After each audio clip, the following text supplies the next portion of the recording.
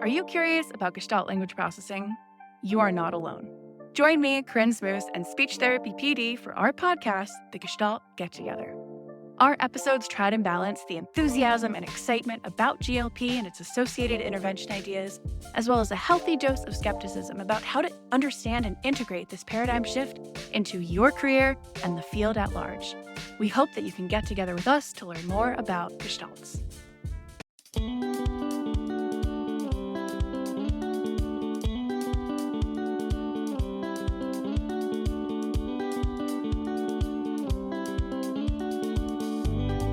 Welcome to SLP Learning Series, a podcast series presented by SpeechTherapyPD.com. The SLP Learning Series explores various topics of speech-language pathology.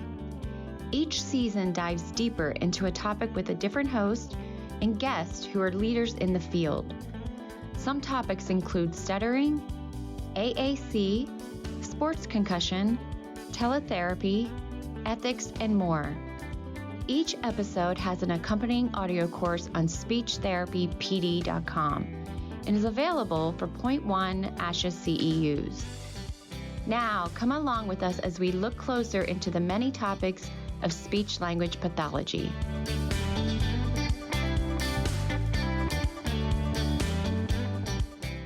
Hello, everyone. Welcome to Culturally Speaking Clinical Competence Through Cultural Humility, our podcast mini-series presented by SpeechTherapyPD.com. Thank you for joining us for our first ever episode, titled Cultural Humility Through Communication Justice. This episode is offered for 0.1 ASHA CEUs. I am your host, Dr. Treasyri Williams Wood. I am a speech-language pathologist and clinical researcher. Here are the financial and non-financial disclosures.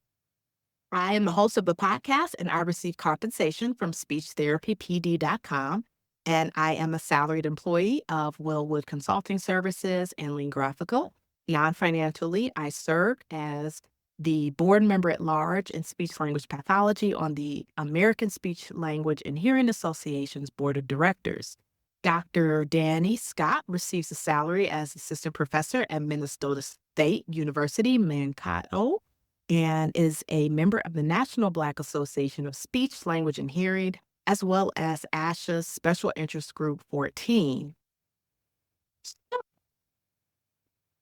I would like to tell you a little bit more about our esteemed guest, Dr. Danielle Scott, because she is truly an impressive human being. Dr. Scott is an assistant professor currently at Minnesota State University Mankato in the Communication Sciences and Disorders program, and she leads all of their efforts in diversity, equity, and inclusion. And this includes leading the Diversity and Inclusion Fellows programming, which is aimed at recruiting and retaining graduate students of color. This is a huge need in our profession, as we all know. She teaches courses such as culturally responsive practices, DEI seminar, cultural humility, and counseling. She also taught Introduction to Communication Disorders at a local federal women's prison through the MSU Scholar Serving Time program. Dr. Scott graduated from the illustrious Spelman College with her bachelor's degree in psychology and comparative women's studies, and Indiana University with her master's degree in speech-language pathology. Dr. Scott then graduated from Grand Canyon University with her Ph.D. in general psychology with an emphasis on cognition and instruction. Dr. Scott's research pertains to therapeutic relationships and cultural humility, so you can understand why I am so thrilled to have her today on our podcast. She was awarded the ASHA Distinguished Early Career Professional Certificate in 2020, and she is an active member of the National Black Association of Speech, Language, and Hearing, and blah. She is co-chair of the Cultural Humility Task Force, serving as Cultural Humility Ambassador Program Subcommittee Chair and the SLP Exam Review Committee. She also is a proud alumna of the ASHA Minority Student Leadership Program, and I'm sure you do them on Proud from 2013. So I would love to extend a very warm welcome to you, Dr. Danielle Scott, also known as Dr. Danny Scott. Thank you so much for being here today and welcome, welcome, welcome. Thank you for having me. I'm so excited about this. I am very excited about this. Thinking about what we wanted the first podcast episode to look like, I could think of no one better than to help get us kicked off in the right direction than to have you here. And so, again, our theme of this episode is exploring cultural humility and communication justice. And before we dive too deep in, I just want to get your sense of what these terms mean. What does justice mean to you? How do you define these terms? Because we hear justice and equality and equity and cultural humility. We hear all of these things thrown around. But how do you define those, Dr. Danny? Yeah, I think I would start with equality because I think equality and equity are often confused. And so equality is giving each person the same thing. And it sounds good in theory, but there's one underlying premise that doesn't exist in our reality, and that is a concept of fairness. There's no such thing as fairness because everyone starts at different places. We have different identities, we have different needs, and we have different access to resources. And so the reason why equality does not work is because it is dependent on fairness. And so equity actually does pay close attention to your needs, your identities, your access. And the definition of equity is simply to give everyone what they need to thrive. And that can include resources, opportunities, access, but also a lot of times that is acknowledging historical inequity and repayment, reparation, land back. There's a lot of things have to do with you can't just, even if I give everyone what they need now, what was the harm done from the years of inaccess or lack of opportunities, right? And so justice and equity go hand in hand because justice is sustained equity. Maybe you would say leaving a legacy of equity. And I've really been struggling, I think, with the concept of justice because it can be very hard. Mhm. It's one thing to do equity work, but for your work to be sustainable so that you can completely walk away from it and it will still go on. Like, how does it live on without you holding up whatever is going on? And I think a lot of that just has to do with, in order for equity to work, you're going to have to change structures and systems and policies and a culture and ideologies, which are things that take years to really Years. change. And so to me, justice is ideal. It is a dream. It is something worth working towards. But I look at equity as like the everyday, this is what we're doing with the hope of justice. Oh my goodness, you just made so many salient points there. One thing that you said that really resonated with me was when you talk about looking at the sustainability of doing this work. And I go back in my mind, I go back to 2020 and I go back to George Floyd and I go back to all of those black squares on Instagram. And I go back to all these companies making these big, grandiose statements about how different they are, and all of these task force, and all of this money being poured into DEI and doing DEI. And I say that with quotations, right? Doing DEI, doing JEDI. I mean, so many acronyms were birthed in 2020, right, for doing this work. And then I look at where we are in 2024.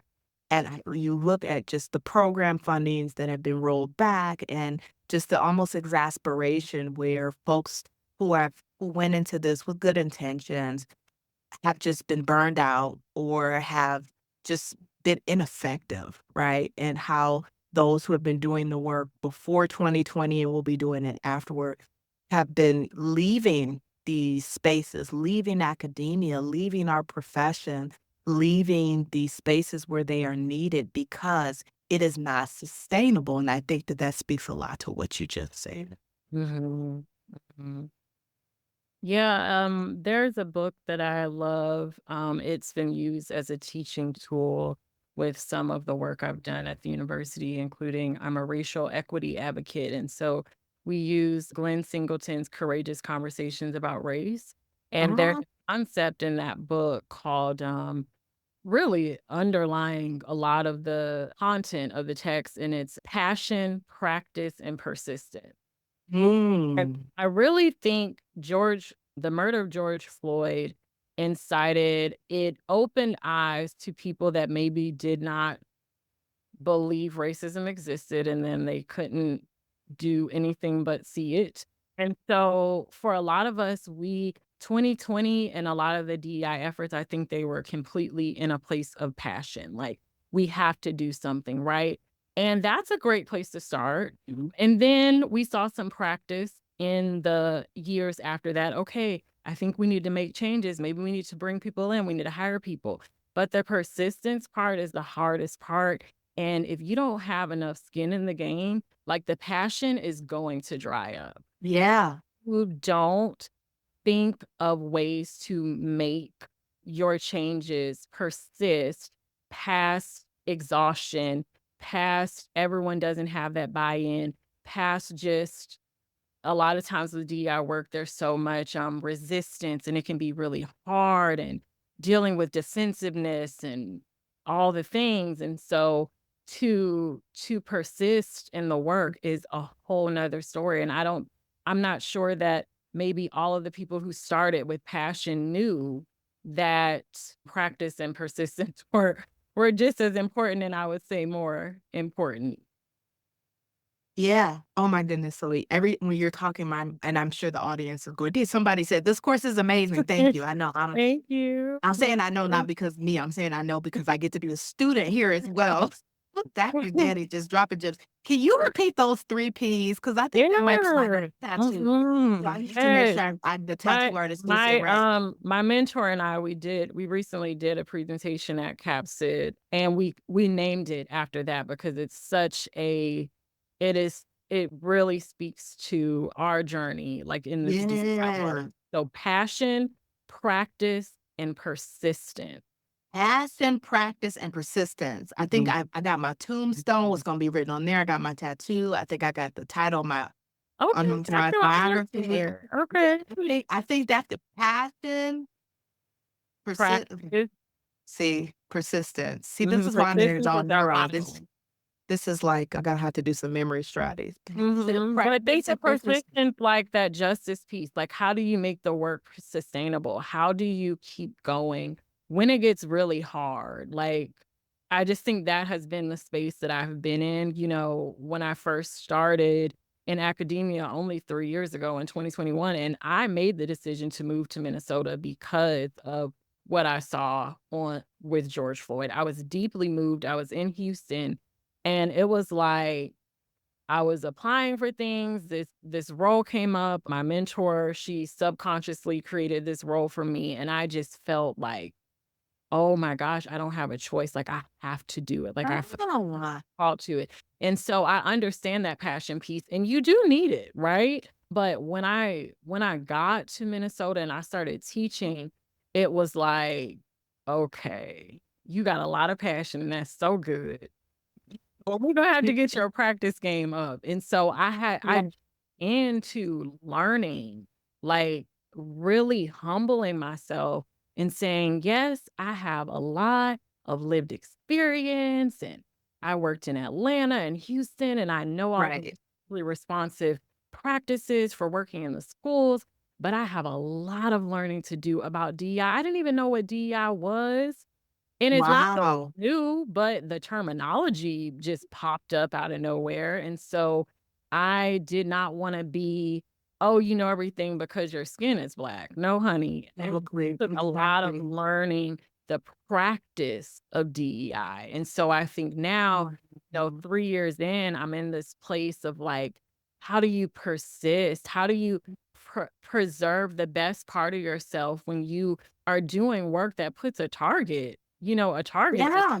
on your back. And how do you lean into that? How do you connect with people? How do you acknowledge that our liberation is connected? And as much as you hate me or you can't see my humanity, I know that we both are on the same ship and it will sink if you don't see me and I don't see you. So how do I get past rage and anger and getting being able to reach people and all those challenging things? Like, how do I get past that? And I think Right. it's hard. That is so, and thank you, Mia. I agree. That is an amazing point. So I would love to hear your journey in that. How have you navigated that? What are some things that you've learned about yourself along the way? And for others, especially people of color who are in academia, or even people of color who are colleagues, or non-people of color, who are colleagues that have colleagues of color that may be grappling with this. And it's really important for us to hold space for this because we look on the news and we see that Black women are under attack in academia. We've seen many Black women departing from C-suite positions. We've seen Black women departing from academia in droves, particularly in our profession. And we're coming to a point when we talk about leaving this legacy. It's a very real point to navigate being put into a situation where you're coming to do good. But, you use the term have a target on your back, where I've heard that before from a lot of people of color, really working to advance justice and equity in the CSD profession. So how did you navigate that? How do you navigate that?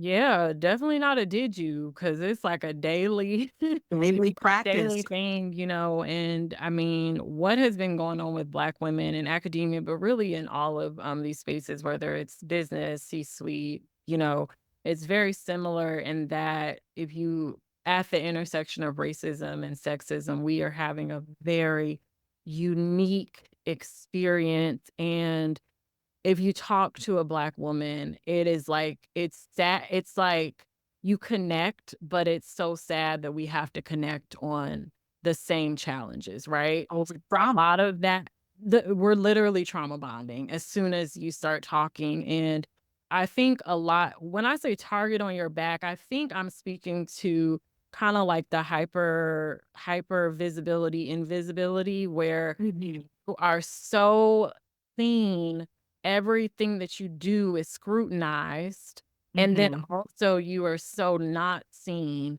Your work may not be valued, your scholarship, your contribution. A lot of times, most of what you are doing isn't valued until after you leave the space, and then they feel Mhm. your absence. But I think even for me, dealing with the hyper visibility, that's probably one of the reasons why I wanted to deep dive into learning. I mean, I think at this point, I've probably taken about 50 different professional development in DEI and about almost 20 in pedagogy. Because I know as a Black woman, the first thing someone is going to say to me is going to be, well, you're just saying that because it's you. And to quickly denounce what I'm saying. And so I know that I need to have a knowledge base about Oh, the work. And as much as I do, there will be people that I say something until I'm blue in the face and they don't listen. But if a white person says it, they will. Or if a man says it, then they will.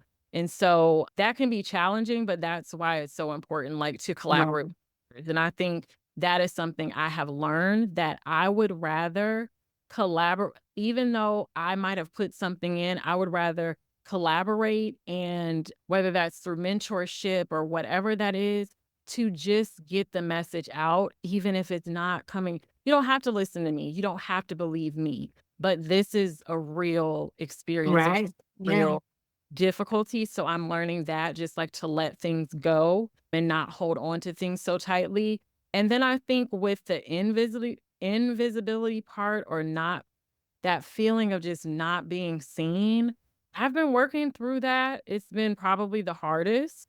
Mhm. And I think a lot of it has to do with how I see myself, because sometimes after having that experience of not feeling valued or seen as your authentic self, you might start to question your authentic self. And I know that this work depends on me being very sure about what my calling is, what my purpose is, being humble enough to take criticism and feedback, but being very solid in my identity and like what I Yeah, I love that. Thank you so much for that answer because I think about it's almost a cognitive dissonance, right? Being invisible yet hyper visible.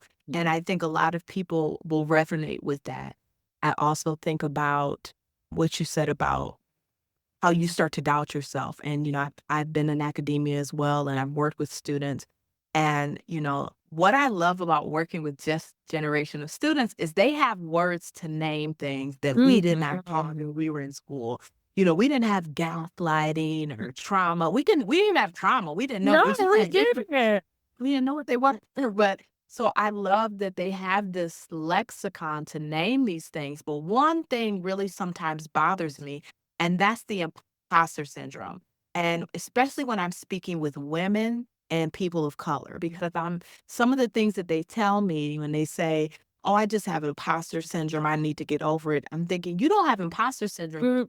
This is sexism. This isn't imposter syndrome. This is racism. These systems were not made for us, right? Or So imposter syndrome, is coming into an environment and feeling like you don't belong there, no matter how hard you worked, you don't deserve to be there. It's not for you. You should not be there. And I say to that, usually if you are a woman or a person of color coming into a systemically white patriarchal institution, that is exactly right. You're not crazy. You were not supposed to be there. When they created that, they were not I tell people, they were not thinking of my black behind when they came up with half of these institutions back in Oh, 1830 yeah. when my ancestors were enslaved. So when I walk into an institution that I knew started in 1806, and I knew that my people were enslaved during that time, I don't have imposter syndrome because I know I should not be there. I know it was not made for me. But guess what? I'm in here now. And I think that it's really important to reframe things and stop assigning these syndromes and putting the blame on the Yeah, it woman. puts it on us as if It puts it we on the are woman, it having puts the it on the black, challenge. the person of color, like you have a syndrome. You don't have a complex. You're not crazy. This was not made for you. And if you want to know, just look on the wall of the trustees. And when you see all white men up there, you know it wasn't made for you. So, we have to stop kind of gaslighting ourselves like, oh no, you have a syndrome. You don't have a syndrome. You are absolutely right. You have been now invited into a system that institutionally and historically was not made for you. When they created it, they were not thinking about how would Dr. Danny and Dr. Treasure Williams Wood feel. They wouldn't they weren't thinking about that. And No. that's okay. And you have to know that and know that that has nothing to do with you. And that questioning of who you are, when we're ascribing illness, a syndrome, collection of symptoms. We're ascribing a pathology to ourselves. As a provider, like you said, it fosters this really deep insecurity. And so when we talk about that sustainable equity or that long-term equity that you talked about as it relates to justice, my question is, what do you think the solution is? What do you think, what are the steps? What are the strategies that we should be taking in communication sciences and disorders to leave that legacy of equity? Mm. Yeah, so this terminology is from Dr. Yvette Heider, who I use her culturally responsive practices textbook, and I just adore her, and I'm so grateful for her work. One of There are terms that she uses that really resonate, and I always like in my brain, I'm like putting things into categories to help me process it. And she talks about affirmative remedies and transformative remedies. And affirmative remedies are things like, let's appreciate and value diversity, and let's be open to differences. That's beautiful. That's great. But the challenge with that is there is no change in structure. There's no change in power dynamics and how resources are distributed. And so that will never result in justice and sustained equity. So an example of this is in our graduate programs, and we do this a lot. We do this in the profession, graduate programs. We're like, oh, we just need more diversity. Diversity is the goal. The goal of this is to increase diversity. You're not Mhm. that far. Diversity Nope. is your goal. And why is that? Because if your goal was equity and inclusion, diversity is a natural byproduct of Mhm. doing the work of equity and inclusion. And so, opposite to affirmative practices are transformative practices.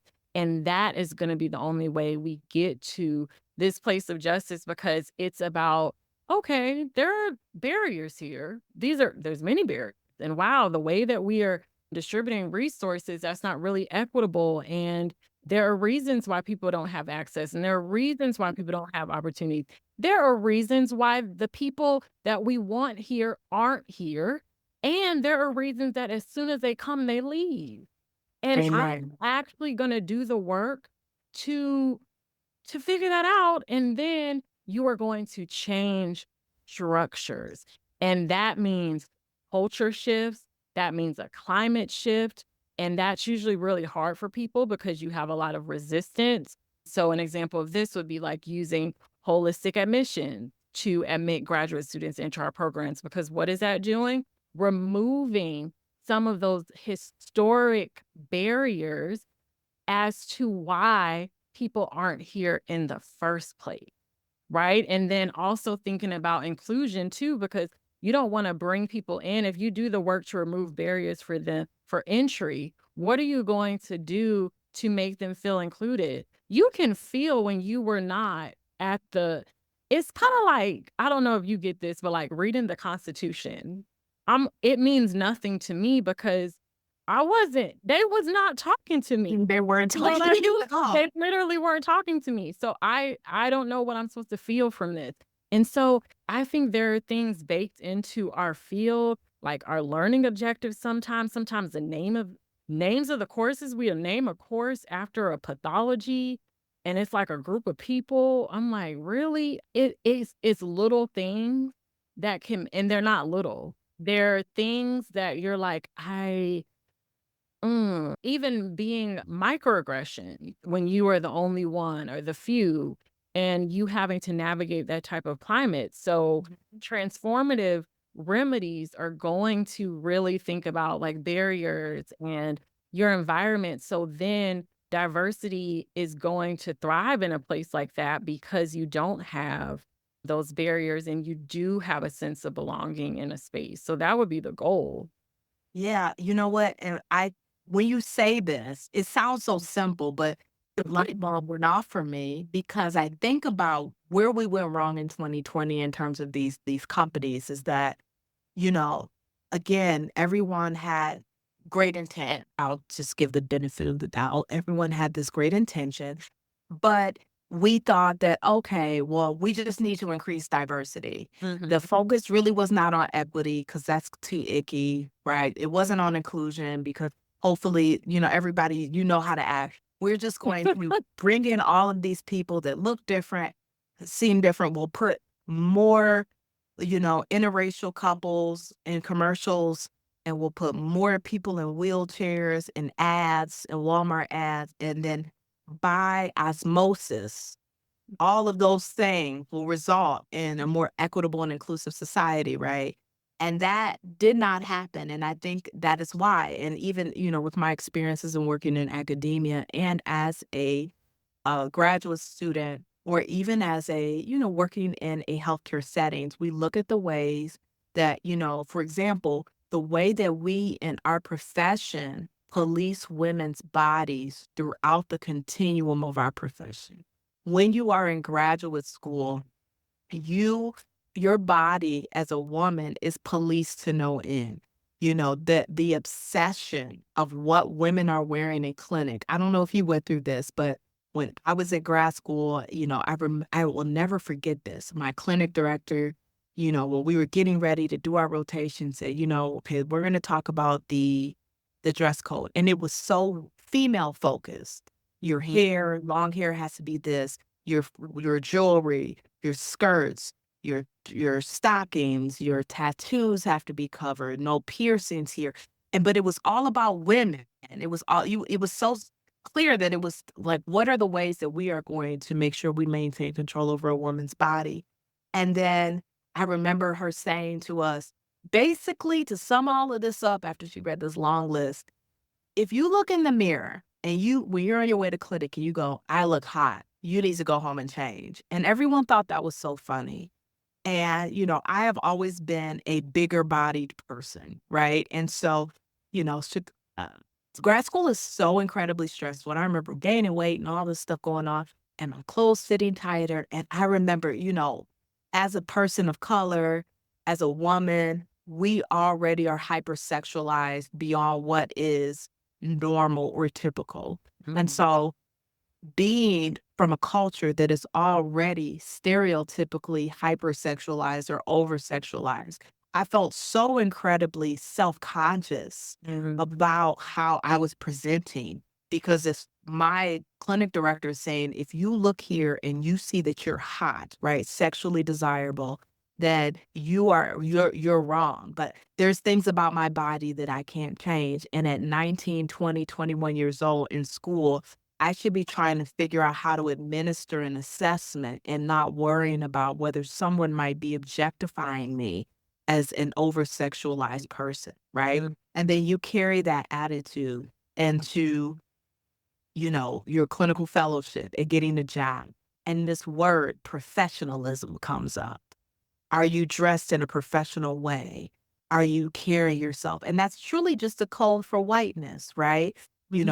How well do you code switch if we measure you against a white man, right? And so then wearing your hair a certain way is considered professional. Speaking in a certain dialect is considered professional. Or, having a certain facial expression or speaking in a certain incident, you're always being hyper visible in terms of having your body and your mannerisms policed. And then you get to a point where then you become a mentor, you become a teacher. They say people teach how they were taught, and we, without knowing and without realizing, uphold these systems of oppression. Because if you don't know a different way to teach, if you don't know a different way to administer pedagogy, then you're going to turn around and say, okay, well, my teacher never let me do that. Well, my boss never let me do that, so I'm not going to let you do it. And no one's ever really happy. We don't really have a reason. We just know that that's not professional or that's not appropriate. And then over the years, we notice, man, how come we don't have any people of color here? Or how come we don't have that many people? Man, well, they come, but we only get like one at a time and then they leave. And, it's almost like a willful ignorance because there's surely more people of color to be had in the workplace than the average, speech pathology clinic has or audiology clinic has. But for some reason, we're not being honest with ourselves and asking, we're inviting people into our profession and we're inviting clients into our profession and into our space.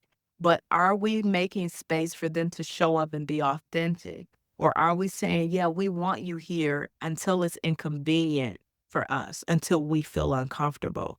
And, that's something that I'd love to hear your experience with in terms of, looking at these changing structures and looking at, where that humility comes in and how social justice is tied to that. Mm-hmm. I mean, you bring up so many things, and I'm really sorry that happened to you and that was your experience in graduate school because it shouldn't have been. And also, I just think it's raggedy and lazy for people to teach how they were taught. You need to heal, you need to go to therapy. I mean, you should, like the hazing that goes on in our field and well, this is how we did it, that needs some serious healing. I don't have another word for it. Healed people need to be in university classrooms. And so I think with cultural humility, and the reason why cultural humility is where we need to be going and why cultural competency is a great first step, but it's not fully what we're doing is because cultural competency is about knowledge and skill sets. And of course, you should have basic knowledge that, hey, there are some cultures that are collectivist and there are some cultures that, of course, that's a great first step. But then cultural humility has room for justice and cultural competency doesn't. So my background is psychology, and in psychology, social work, a couple of other helping professions, they use like the multicultural competencies. What is it called? Multicultural competency like framework, which is Mhm. really for competency. And we were talking about it in my counseling class, and they like kind of revised it and tried to make it include social justice. But some things are inherently not inclusive of a certain thing. And Mhm. so that's why cultural competency does, if everyone in a room was culturally competent, you would still have health inequity, you would still have educational inequity. It is just knowledge and skill. So that's not enough. So with cultural Mhm. humility, it is so multifaceted that it not only is an orientation at a personal level, but it also has interpersonal levels. So things you need to be doing with other people. And then the largest part is going to be institutional or systemic work. So, at a personal level, it's going to be, I'm committed to lifelong learning. I will never have enough knowledge and skills. I don't care if I have a Black friend. I don't care if I worked in that district. I know those people that I grew up know. I will never fully understand, have all the answers. I'm committed to learning about my clients, to learning about inequity for the rest of my life. And also at the personal level, there is critical self-reflection. So I'm thinking of myself as a cultural being. Every person is a cultural being. Culture and race are not the same thing. Every person is a cultural being. I am learning about my identities because everyone has privileged identities and everyone has marginalized identities. I'm also thinking about biases based on how I was raised, based on where I'm from, and all of the biases that I have that are completely implicit that I don't know anything about. I'm reflecting on those things and how that shows up in my relationships with my clients. And then also the interpersonal part is going to be about shifting power dynamics. So maybe if you're going to go do research in a community, you realize that there is a history of mistrust with healthcare professionals or researchers. And so you are going to build a collaborative relationship before you decide to take data. Or you are going to decide to do maybe what CBPR, like community based participatory research, instead of quantitative, giving people surveys, right? Mhm. And so thinking about balancing or shifting power in a way that honors the people you are working with and tears down a lot of those historic power dynamics is going to be that interpersonal piece. And then finally, the last pillar of cultural humility is institutional accountability. So how are we going to hold institutions accountable? Because even if I do the work of committing to lifelong learning and reflecting on my biases, and I'm building these mutually beneficial partnerships, does all of this work align with the institution I'm a part of? It makes me think of people who work in private practice. And I struggle with this when I'm teaching graduate students. I'm like, yes, and we need to use these dynamic assessments and we can't be dependent on these standardized assessments. But then what happens when you work in a private practice and they need a number for insurance, Mhm. right? So that Mhm. that is an institutional challenge that no Right. matter how culturally responsive I am still here. And so Right. not only is it this personal, interpersonal work, we have to advocate at the systemic level, at the Yeah. policy level, to fully engage in cultural humility. And so that's why I fell in love with the concept of cultural humility, because I think it's just so it covers all the bases. Yeah, and I think what you're talking about is really opposite what a lot of people think cultural humility it is. I think a lot of people cultural humility, they hear the word humble and they think yield. Let me step back and be a passive Yes. learner and recognize that I don't know and be passive in this process. And Yeah. that's humble, right? And it's like I said, the intent and the heart is there. But what you're saying, and what I also believe to be true, and what you were mentioning in Dr. Hyder's book and work, is that there is no amount of interpersonal training and DEI training about unconscious bias that is going to dismantle systemic oppression. There's no amount. If it's made a law, you can take as many unconscious bias things if you can, but if we don't advocate at the federal level, at the public policy level within our institutions, and something is made a law or a policy, it doesn't matter how many bias trainings you take, because that's the rule, that's the law of the land. And so we have to be advocates for structural equity and systemic justice. I think that's so important. And I see we have lots of comments in the chat. Thank you so much for engaging. I want to take a moment and go through some questions. Somebody has asked about the book from Dr. Hyder, Yvette Hyder, referencing the transformative practices.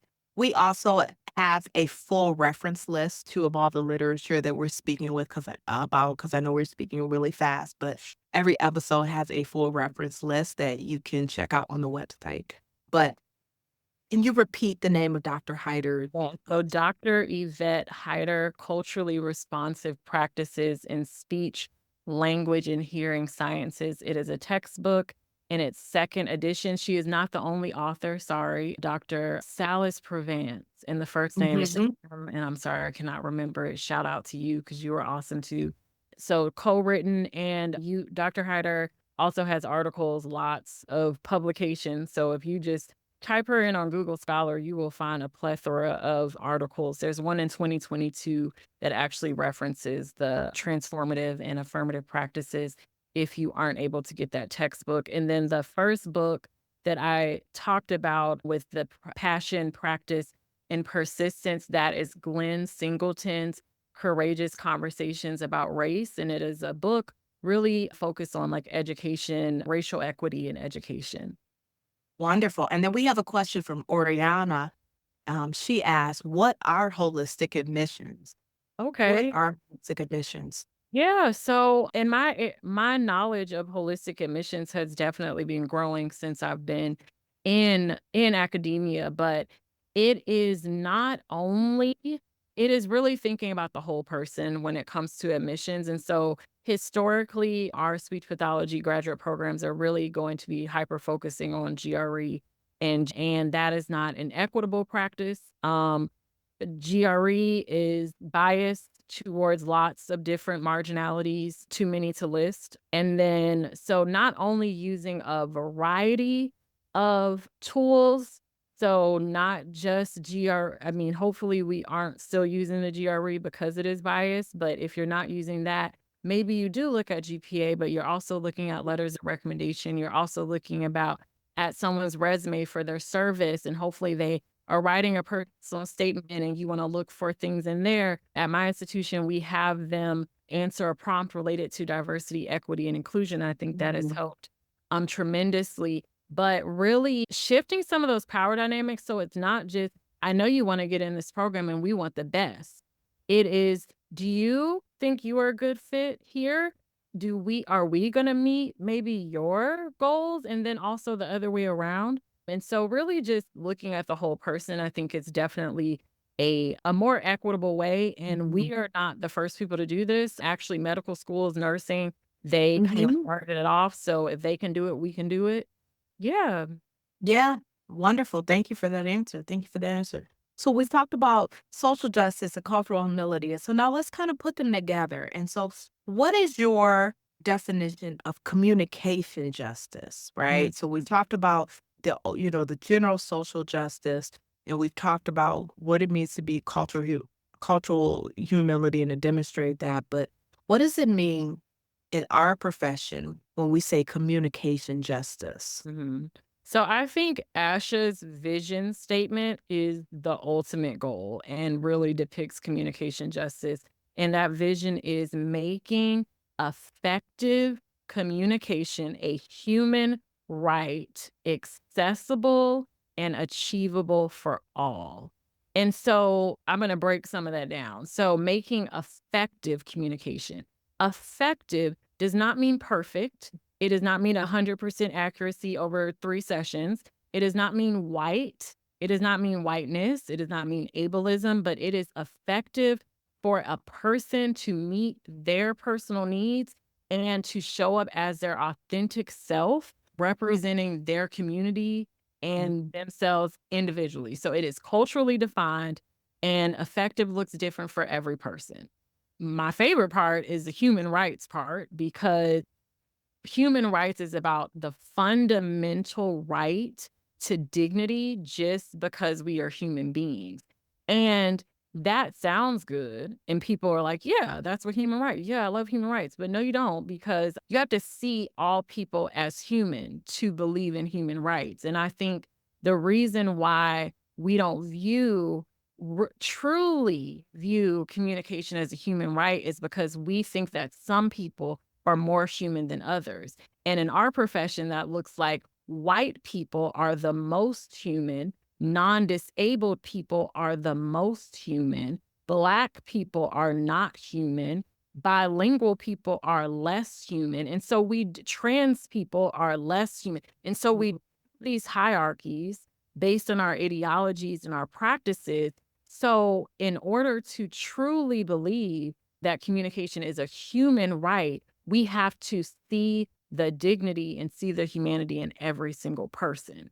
And that is going to be a lot of that bias work that we have to do professionally. And then the part about achievable and accessible, I think that really just speaks to equity. So do you have access to communication?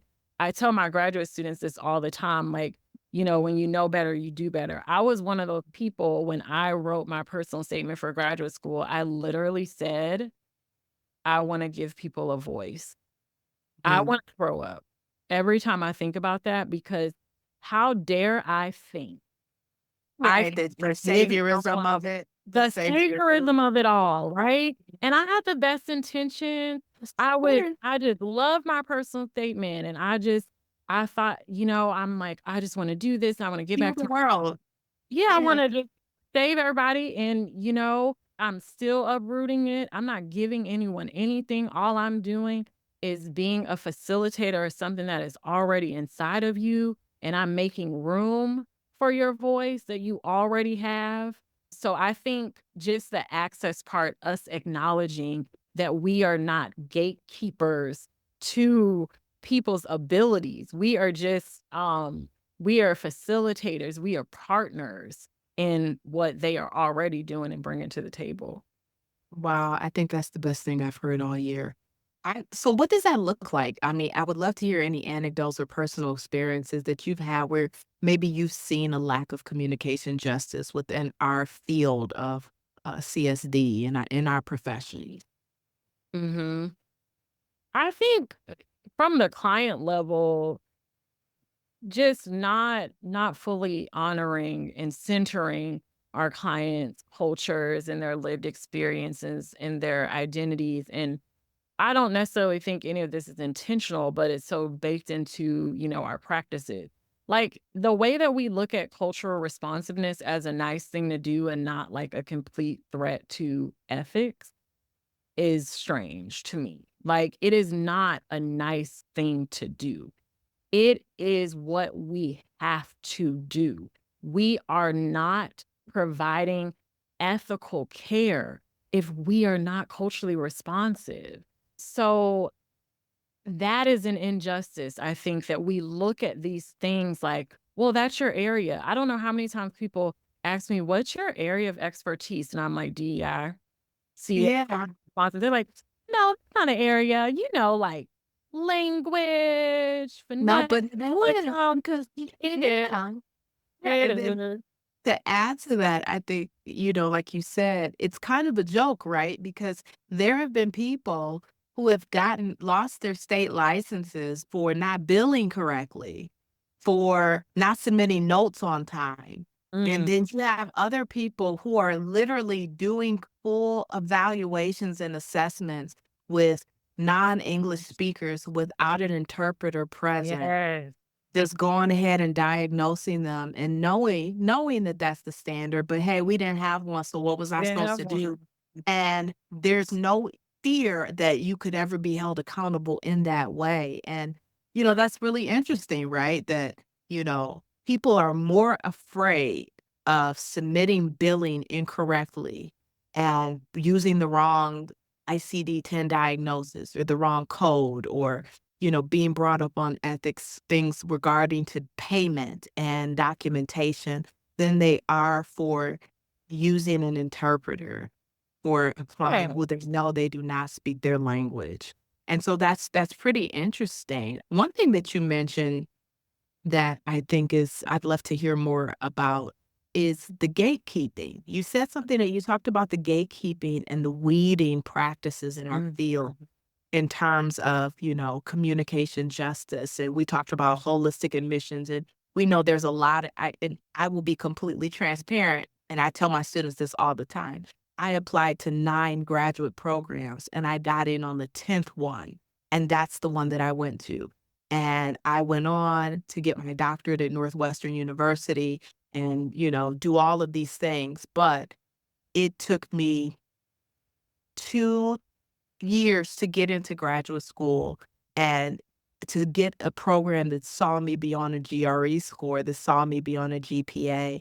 And so but then you get in and you get into our profession and you get into the workplace where you're delivering services and you do see a lot of gatekeeping and weeding practices. So I'm interested to hear your thoughts on. Yeah, and I mean, I had a similar experience with graduate school. It caught me by surprise, being at Spelman. I didn't know a lot about speech language pathology, but so many of my Spelman sisters went on to do great things. I'm just like, oh yeah, that's gonna be me. I'm about to get up in this grad school, Yeah, 5 you said, "What about some grad school?" Yeah. studied abroad. I'm like, oh yeah, this is gonna be a breeze. And it was not. I think a lot of the gatekeeping is in the symbolic violence towards students of color, attempting to discourage them from the major and saying maybe this is not a good fit for you because you don't act like a bubbly white woman. Also, just the way that we do admissions, and I've already talked about like holistic admissions, but just the simple fact of like not having diverse representation pulls people away. I remember giving a presentation at my institution. I was just doing a lot of recruitment for our diversity fellows, but just at the institution in general. And I was giving a presentation in the university advising office, and there was a young Black man there. And I was like, because you don't see a lot of Black people in Minnesota. Right, I was right. like, oh. And I'm giving this presentation on speech language pathology, and he's like, I would never want to be a speech therapist after what they did to me.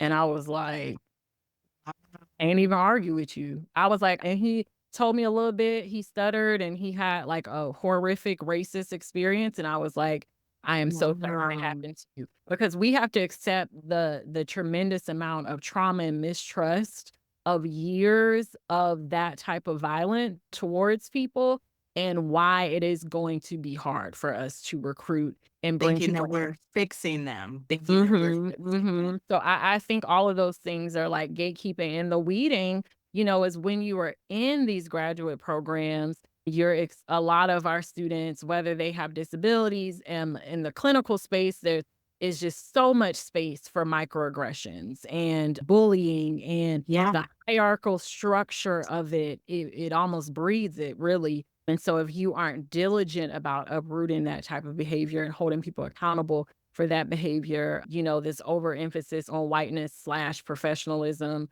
encouraging students who English is not their first language to do some accent modification is foolish. Mhm. I mean, there's so many things within the programs that will either discourage you and make you want to quit or create a hostile environment to where you cannot persist through the program. There's tons of things. And then on top of that, we have a praxis exam, which is a standardized assessment to determine if someone is a good fit for our profession. After they've done years of training, gotten all their hours, done all of this, then at the end of the day, the praxis exam really sets it up. And then, another thing that really gets me is not only do most programs, you do the praxis and that's just our standard, but then the comprehensive exams, which are not Mm. standardized nationally. Every program has a different version of comps. I know some people, their comps have been write an essay. Others, their comps have been like a 6-hour test. Others, their comps have been a 2-hour test. And so all of these programs have a different system of comprehensive exams. None of them are the same. And you could have spent almost $80,000, $100,000 getting a graduate degree. And I've had students in my experience who I've seen pass the praxis, gotten all of their clinical clock hours for their experiences, been hired for a job, but then failed their comprehensive exams 3 weeks before they graduate. And you're like, are we really about to hold this person up? Are you kidding me? They passed the but those are the rules. And you ask, and then, I've said this many times, we're bottlenecking ourselves as a profession because we need more professionals, but it sometimes feels like every step we are making these unnecessary, like you said, barriers and gates that maybe, they served a purpose 50 years ago, 100 years ago. But are they truly serving us now in what our profession needs now? And so I think a question I would have for you would be, let's take the flip side. So what are examples? So we know kind of some examples of what we don't want, what not to do. What about examples of justice in action? Communication justice being applied, being lived on a daily Mhm. basis. What does that look like? Yeah, I mean, our field, moving from cultural competency to cultural humility, as undoubtedly this is a framework that we are residing in, and this is what we're moving forward to. And then, when it comes to diversity, equity, inclusion, we have an overemphasis on diversity. So the emphasis needs to be on equity and sustaining that equity and also inclusion. So that's going to have to be a lot of structural and climate change instead of this desire for diversity. We're going to have to do something about it. And then even in graduate programs, I think a lot of just like uprooting whiteness in the policies and the practices, being anti oppressive, being committed to anti oppressive pedagogy and teaching in a way that you meet every student where they are and not you can only teach the best and the brightest. Because you can't teach if you can only teach people with 4.0 GPA. You actually Can you don't. say that again for the people in the You back? cannot teach if you can only teach people who got a high score on the GRE and a 4.0 GPA. You're not, I don't know what you're doing, but teaching someone who has tons of lived experiences and had this sort of background and this obstacle and they persevered and don't show up in that stereotypical way, or they're not a type A personality, and teaching those students, that is teaching.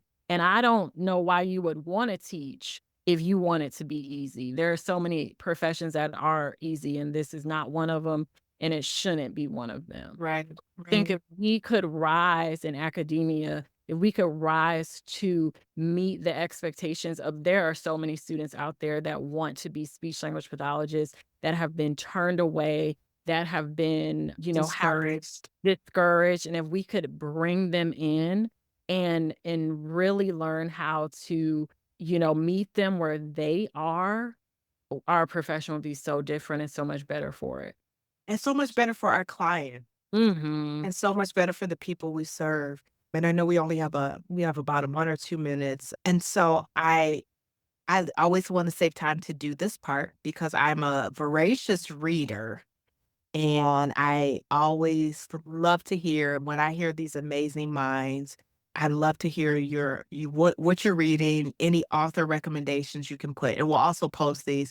I do want to go to the Q&A really quick though, because so someone asked, Lisa K says, do you have any grad courses at your institution on these cultural issues? And I believe the answer is yes. I read them in Dr. Scott's bio. So if you check out her bio, which is posted under the podcast link, then you will see all of the classes that she teaches at Minnesota State. You could check those out. I think we answered the question about what can be done to apply justice in action, but if you want to summarize, like, what would you say would be like if three things that our listeners could walk away from, say, but I can do these three things to apply justice? I think you can apply justice through a commitment to cultural humility. So being committed to learn, whether it's a podcast, maybe checking out one of these books I've recommended or any of the authors I'll recommend at the end, like being committed to learning, listening to podcasts, but also listening to your clients and their lived experiences and Mhm. believing them. Also, just beginning to reflect on yourself as a cultural being and how you were raised and your beliefs and your values and how that could potentially conflict with maybe your clients, but always thinking about how are you going to center their beliefs and their values over your own. And then let's just continue to think about how to hold institutions accountable. Are you a part of an institution that is not really doing the work or they're doing the work superficially? I think a lot of times people want to say something, they don't know what to say. The best thing you can do is ask a question. I wonder why we don't have any Latina women in leadership, but this is an organization for blah, blah, blah. I wonder Right. why it's alone. I wonder why we're a Hispanic serving institution, Mhm. university, but we have no Latino women in leadership. I Mhm. wonder why we still call this name when we know historically that's been a problematic term to use. Yeah, I love that. Ask the Uh, question, hold your institutions accountable. Love that. And before we move into your book list, also, what you said about believing your clients, I think one of the most harmful things I think you can do to a marginalized person is to, when are vulnerable and say, this happened to me. I had this experience. Go, oh my, what? No, why would they do that? Mhm. Right? When someone shares with you their experience with racism or any ism, to just act in shock, like, how could that happen? I don't believe it. So yeah, I love that. Listen to you, but not just listen to your clients, but believe them. So what are you reading? What's on your summer reading list? Oh What my are some goodness. authors I'm that we I'm should one of check those out? people that reads multiple books at one time, but I am going to be reading very soon. I'm currently reading Power Moves by Sarah Jakes Roberts, and I am planning on sitting down and finally reading Legacy, a Black physician reckons with racism in medicine. I would love that in one of my courses, so I'm like so excited to read that. I've heard nothing but good things. And then I kinda just wrote down some authors that have influenced me greatly. So Mhm. some of them have passed on and I've just been like holding on to their work. So Bell Hooks, Audre Lorde, Gloria Ladson Billings, Dr. Bettina Love. Please read her book called Punished for Dreaming. It is excellent. We're reading that in one of my courses. Dr. Mhm. Muhammad, who wrote Cultivating Genius and Unearthing Joy. If you work with children, especially like language therapy, literacy therapy, I'm gonna need you to read both of those books. Ijeoma Olowu, she's written a lot Mhm. of books, but if you really need kind of like a racism 101, I ask you to read So You Want to Talk About Race by Ijeoma Olowu. Also, Glenn Singleton's, I've already talked about this one. Courageous Conversations About Race is a protocol for having conversations about racial equity. April Baker Bell and her work on Black language. She has a text called Linguistic Justice. Emily Ladau, I just love how she breaks down ableism in a very simple way. I've used this in a lot of my general ed kind of early student courses. Her book, Demystifying Disability, is awesome for anyone to read. Jarvis Givens and his work, Fugitive Pedagogy, had taught me Mhm. much about just being a fugitive when it comes to my pedagogy and not being scared of that. It's inspired me so much. My Spelman sister, Ella Washington, she just released her second book called Unspoken, and she's in the DEI space, and her first book, The Necessary Journey. So both of these are DEI books. I highly recommend getting beyond like our field in academia and even reading books in the business space too about DEI. So I also recommend Harvard Business Review. They have a collection of books, racial equity, inclusion. Those are really nice, quick reads. Yeah. Wow. That was amazing. I did not think you had that many, You and I know, love it, and I hope maybe we can post it somewhere. I think what I'll do is yes. I'll post it on my Instagram because those I don't want people to lose those, and those are so many great ones. I just want to thank you, Dr. Danielle Scott. We truly appreciate your research, education, and just your expertise, your commitment to this work. It does not go unnoticed. And thank you so much for joining us today on Culturally Speaking Clinical Competence Through Cultural Humility as we explored and discussed cultural humility through communication justice. We hope to see you all the next episode. Thank you, everyone, for attending and engaging with us. Please have a blessed week, and we will see you next month with our new guest. Thank you. Bye, everyone.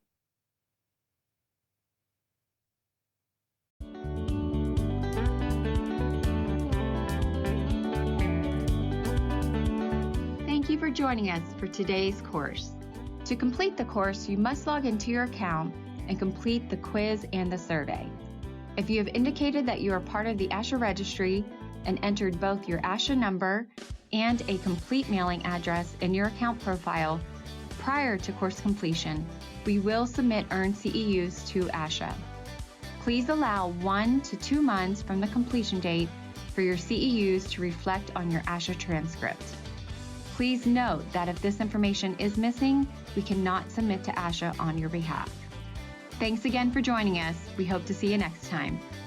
Each episode comes with an accompanying audio course on SpeechTherapyPD.com, available for a 0.1 ASHA CEU. And just for our listeners, get $20 off any subscription with promo code SLPLearn20. SpeechTherapyPD.com is run by SLPs for SLPs. They've got the largest library of ASHA CE eligible courses out there, and they're adding fresh content every week. Remember, use the code SLPLearn20 to get $20 off access to over 1,000 courses for an entire year. Head over to SpeechTherapyPD.com for more information and start earning CEs today. Thanks for tuning in to the SLP Learning Series. And don't forget, SpeechTherapyPD.com is your go-to for all things ASHA CEUs. Your positive reviews and support mean the world to us, and we'd love for you to drop us a quick review and hit that subscribe button.